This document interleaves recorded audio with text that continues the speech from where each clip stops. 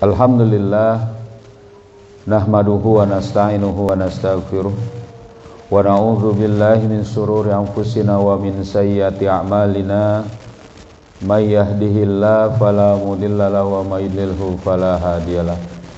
Asyhadu an la ilaha illallah wahdahu la syarikalah wa asyhadu anna Muhammadan abduhu wa rasulul la nabiyya ba'da. Allahumma salli ala Sayyidina Muhammad wa ala ali Sayyidina Muhammad. Rabbi israh li sadri wa yassir li amri wahlul 'uqdatam min lisani yafqahu qawli. Subhanaka la ilma lana illa ma 'allamtana innaka antal alimul hakim. Amma ba'du. Alhamdulillah, segala puji hanya bagi Allah. Salawat serta salam semoga selalu tercurah kepada junjungan kita Nabi Muhammad sallallahu alaihi wasallam serta keluarganya, sahabatnya dan juga para pengikutnya yang setia dengan ajarannya hingga akhir zaman. Hatiin sini. Ya. Anak-anakku sekalian dan para asatidzah yang dirahmati Allah. Kita lanjutkan kembali kajian kita 60 hadis sultaniyah. Kita membahas tentang kepemimpinan yang tidak sah. Masuk kepada hadis ke-42, yaitu celaan bagi orang-orang yang mendukung seorang penguasa karena ingin mendapatkan kenikmatan dunia. Ini para penjilat, para orang-orang yang mendukung itu dilarang, gak boleh celak. Dicela orang yang mendukung penguasa karena ingin mendapat kenikmatan dunia. Hadis ke-42, Salasun la yukallimuhumullahu yaumal qiyamati wa la yanzuru ilaihim wa la yuzakkihim wa lahum azabun alim.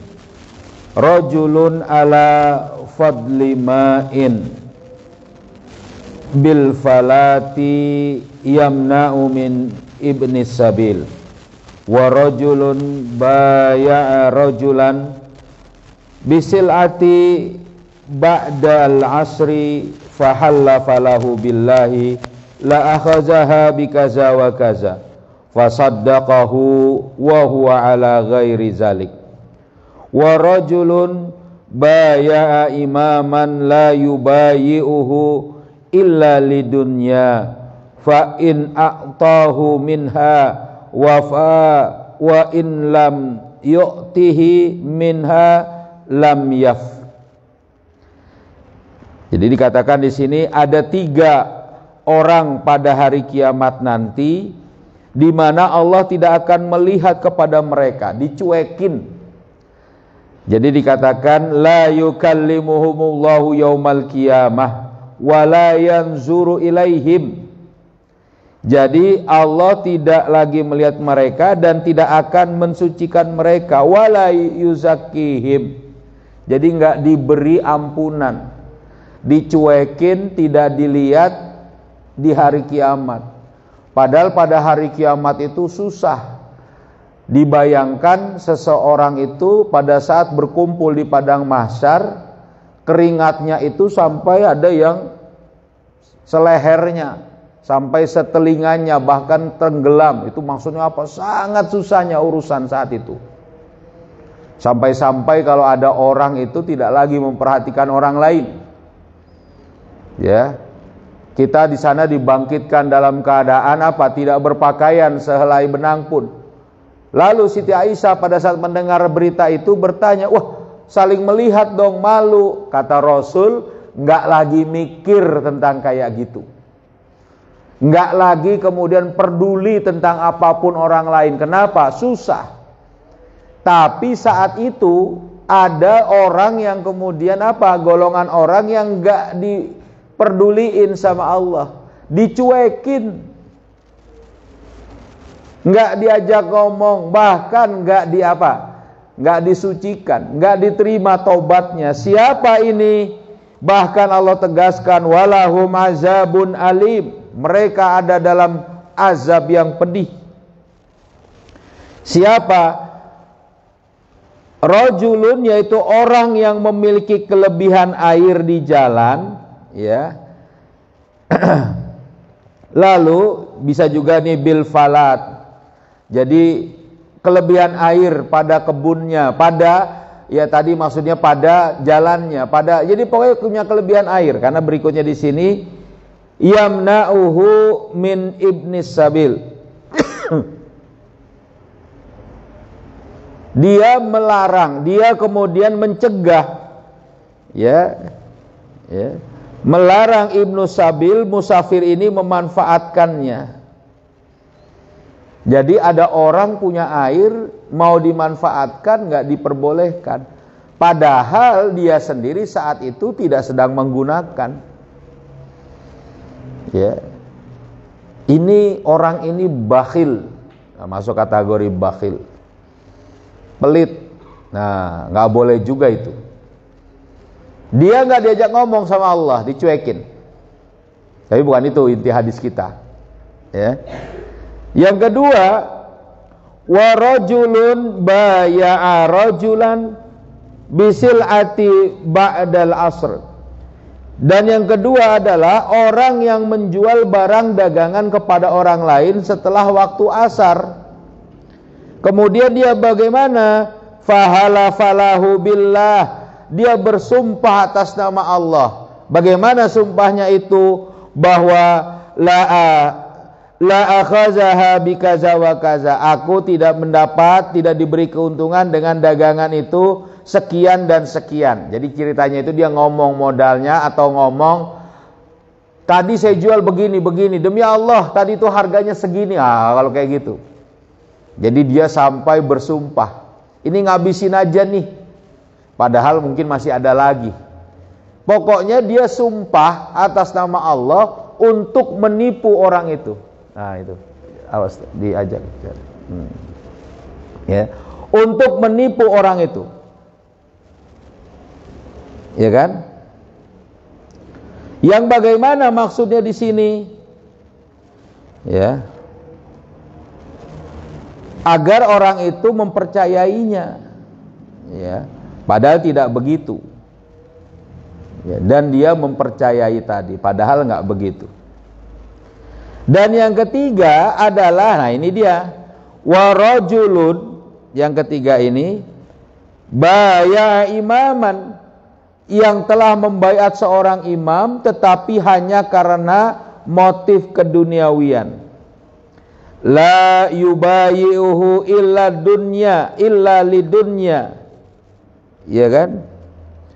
Jadi dia ini pengen ngangkat orang karena apa? Karena dia punya kepentingan dunia, pengen dapat harta misalnya, pengen dapat kedudukan, pengen dapat jabatan. Udah saya pegang aja terus ini, saya dorong terus, saya dukung terus. Walaupun orang ini misalnya melanggar syariat Allah, orang ini telah berdusta, orang ini telah beringkar janji. Nah ini nggak boleh. Ya, kenapa? Gitu. Jadi orang ini bagaimana? Mendukung penguasa yang tadi. Ya. Yang sebenarnya mungkin tidak pas di situ. Ya. Nah, maka kalau dia diberi bagian dunia, maka ia menepatinya. Dan jika tidak diberi, maka ia pun tidak menepatinya. Nah, jadi pada saat kemudian dapat bagian, ini dia dukung terus. Saat nggak dapat bagian, dia celah-celah lah itu penguasanya berikutnya. Nah, ini gimana ini? Ya. Penjelasannya, kepemimpinan adalah amanah yang diberikan kaum muslimin kepada salah seorang di antara mereka untuk menerapkan hukum-hukum Allah Subhanahu wa taala dengan niat semata-mata karena Allah Subhanahu wa taala, atas setiap orang yang mau mendengar dan mentaati perintahnya semata-mata karena Allah. Jadi pilar dalam Islam itu yang pertama asyiyadah li syar'i. Kedaulatan itu milik Allah. Yang kedua, ya, as-sultatu lil ummah. Kekuasaan itu milik ummah. Jadi kekuasaan milik ummah ini maksudnya apa? Umatlah yang membaiat. Nah, mengangkat penguasa. Tapi mengangkat penguasa ini gimana? Mengangkat penguasa ini untuk menerapkan syariat Allah. Makanya ngangkatnya itu, membaiatnya itu harus karena Allah. Dan penguasa diangkat bukan diupah oleh umat. Bukan diupah oleh siapa? Oleh yang mengangkat. Tapi dia itu diangkat menjadi penguasa untuk menjalani syariat Allah. Karena tadi kedaulatan milik Allah. Gitu loh. Jadi kepemimpinan itu amanah. Jadi bukan nyari duit, nyari pahala. Yang ada 7 golongan yang dapat naungan nanti, yaitu pemimpin yang adil. Makanya kalau orang itu mau diangkat jadi pemimpin, umat mengangkat dia, menginginkan dia, alhamdulillah. Kalau dia memang misalnya tentu setelah diuji, setelah dilihat oleh banyak orang, layak untuk menjadi pemimpin, layak untuk jadi penguasa saat itu, ya dia ambil itu, jalani untuk menerapkan syariat Allah. Paham? Karena tadi kedaulatan milik Allah. Gitu. Nah, jadi pada saat mengangkatnya pun harus karena Allah. Nggak boleh saya pengen jabatan. Boleh saya dukung Anda, tapi nanti kasih saya bagian menteri. Misalnya bagian mengurus air, bagian mengurus listrik, bagian mengurus apa? Bukan. Nggak boleh begitu. Kalau dia nggak dapat, dia langsung ngomong, wah ini sebenarnya jelek, padahal kemarin dia yang ngangkat. Ini sikap yang tidak boleh dalam Islam. Mengangkat pemimpin yang tidak melaksanakan syariat itu tidak boleh, dan juga mendukung pemimpin yang tidak melaksanakan syariat juga tidak boleh. Termasuk adab pada saat bagaimana setelah mengangkatnya, setelah mendukungnya, ya, atau dukungan itu harus sesuai syariat karena Allah. Paham? Yang kedua, orang yang memberikan baiatnya, sedikit ini ya, nggak apa.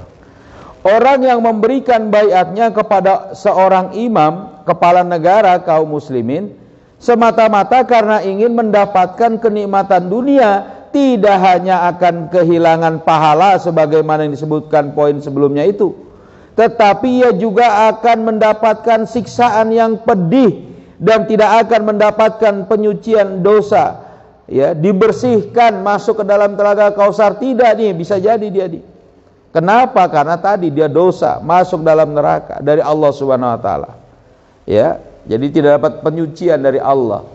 Pada hari di mana tidak ada seorang pun yang dapat melepaskan diri dari murka Allah Subhanahu wa taala dan masuk surga tanpa rahmatnya. Ya kan? Jadi Allah itu sangat sayang kepada orang Islam. Coba nih, bayangin. Sangat sayang kepada orang mukmin. Lalu orang mukmin itu disayang dari mulai dunia sampai nanti diberikan surga orang mukmin. Ya kan? Tapi Allah itu sangat murka kepada siapa? Orang kafir yang membangkang kepada Allah, disuruh untuk melaksanakan syariat Allah, dia malah nggak melaksanakan syariat Allah. Coba. Marah, disuruh taat, disuruh syukur, disuruh ibadah, disuruh menyembah Allah, nggak mau dia. Marahnya Allah sampai nanti hari kiamat, sampai terus. Innalladzina kafaru min ahlil kitab, ya kan? Alladzina kafaru, innalladzina kafaru min ahlil kitabi wal musyrikina fi nari jahannama khalidina fiha ulaika hum syarrul bariyah. Coba tuh. Jadi Allah itu sangat marah. Kalau kita mungkin kalau manusia marah itu selesai.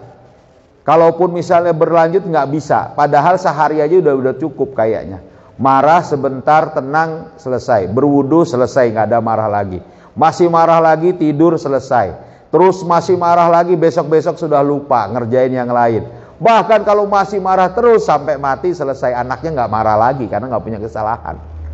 Dia hasut-hasut anaknya juga, misalnya cucunya juga nggak ketemu lagi, selesai. Hasut-hasut lagi ya juga nggak akan selesai sampai satu kondisi saja. Kalaupun misalnya anaknya, cucunya ngikut, itu bukan karena marah terhadap perbuatan itu, karena difitnah, karena dihasut. Bukan marah karena itu. Apa misalnya? Nggak ada cerita dendam yang kemudian harus dibalaskan misalnya. Bukan. Manusia itu marahnya selesai. Tapi Allah saat kemudian bagaimana orang itu tidak mau bersyukur, kufur dia, nggak mau beribadah, marahnya luar biasa. Ya kan?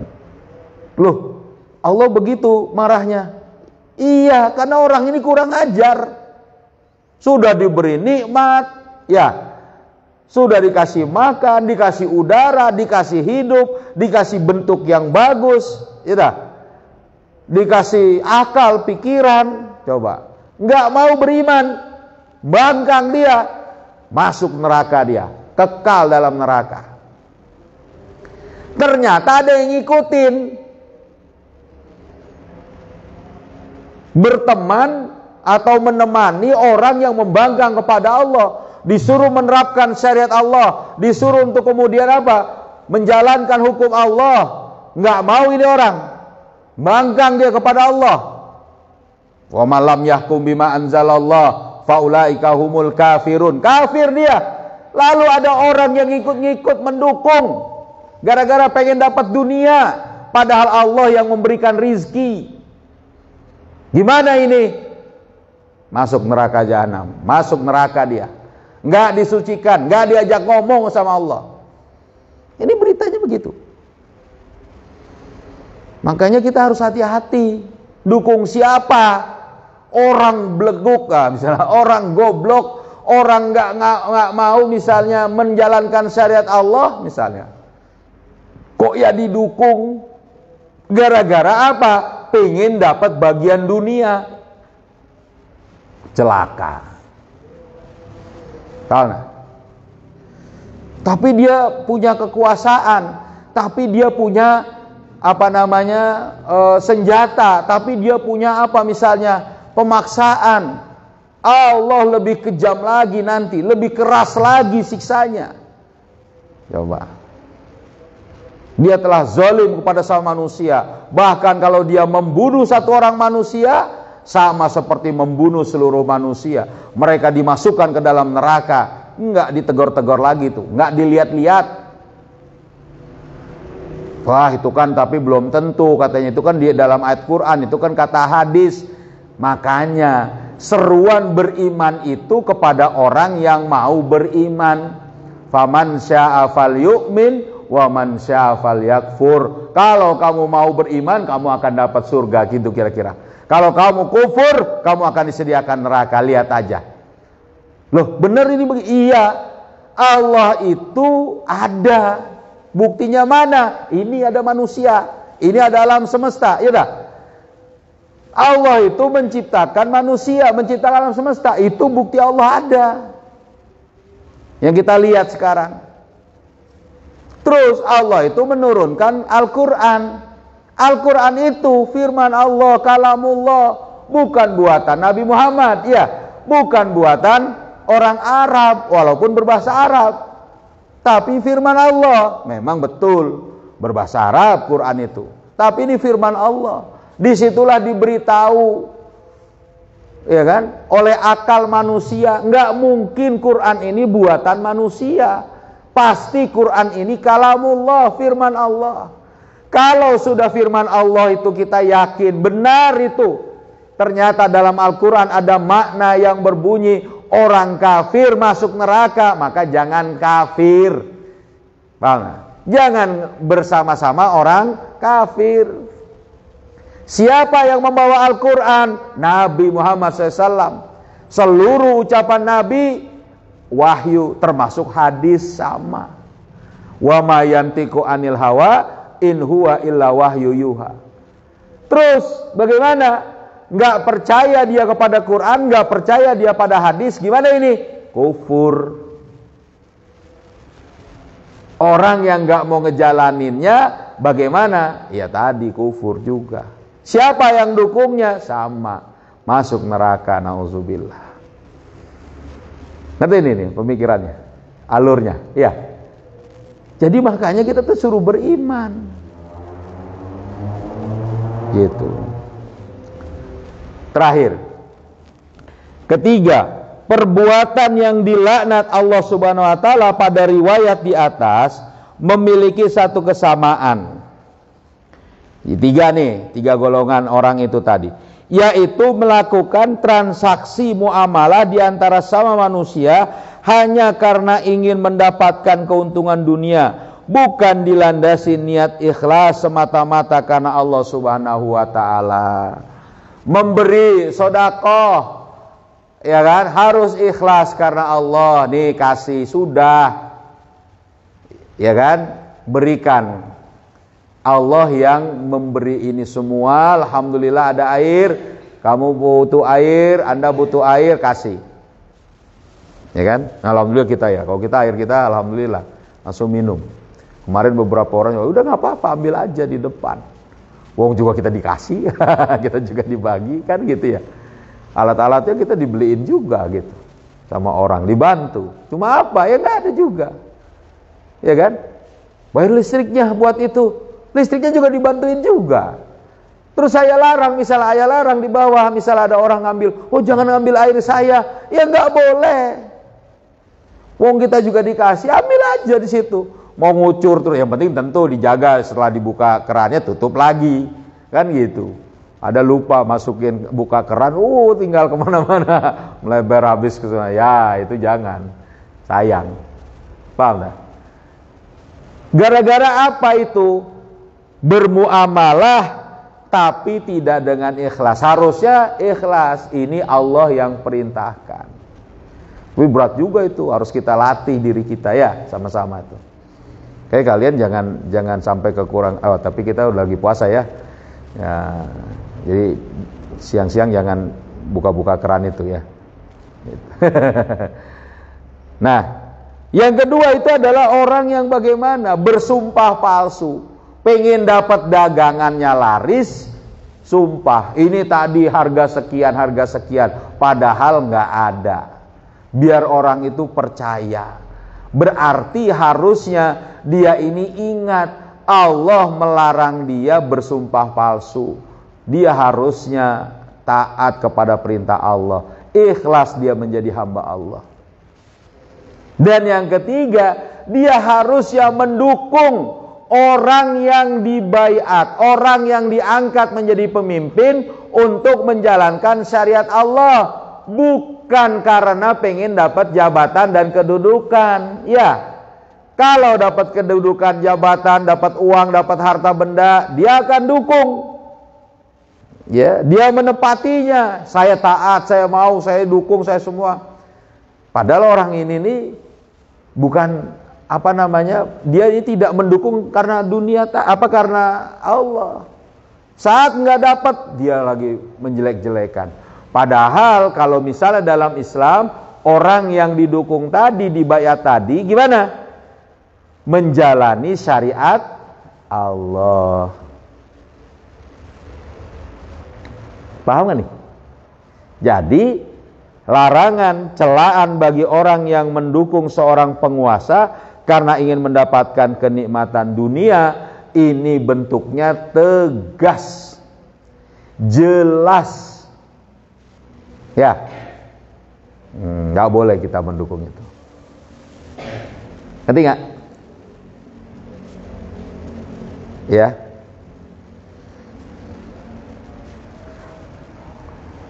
Nah, ada yang tanya kan? Nggak ada. Ada yang tanya kan? Nggak ada. Karena hari pertama puasa nih. Bagi yang puasa, semangat, harus semangat. Bagaimana yang tidak puasa ya, tahan aja ya, imsak aja. Lagi dapat nikmat dari Allah ya, gitu. Kita puasa, alhamdulillah. Tetap kalau gitu pahalanya alhamdulillah sama dengan orang berpuasa. Ya. Cukup ya. Pelajaran masih ada ya. Terus ya. Jadi nanti disesuaikan lah. Ya ngantuk-ngantuk dikit nggak apa-apa. Tapi kalau pagi-pagi jangan ngantuk. Ya. Ya kalau sudah ada kita cukupkan. Kita baca kita baca surat Al-Asr sebagai penutup. Yo. Bismillahirrahmanirrahim. Wal asri innal insana lafi khusrin illal ladzina amanu wa amilus solihati wa tawasau bil haqqi wa tawasau bis sabr. Subhanakallahumma wa bihamdika asyhadu an la ilaha illa anta astaghfiruka wa atubu ilaik. Assalamualaikum warahmatullahi wabarakatuh. Allahumma salli ala sayyidina Muhammadin tibbil qulubi wa dawaiha wal afiyatil abadani wa shifaiha wa nuril absari wa diyaiha wa ala alihi wa sahbihi wa sallim. Allahumma salli ala sayyidina Muhammadin tibbil qulubi wa dawaiha wal afiyatil abadani wa shifaiha wa nuril absari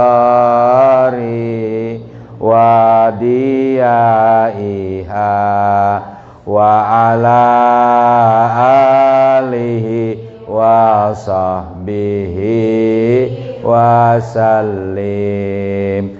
Allahumma salli ala sayyidina Muhammadin tibbil qulubi wa dawaiha wal afiyatil abadani wa shifaiha wa nuril absari wa diyaiha wa ala alihi wa sahbihi wa sallim. Alhamdulillah.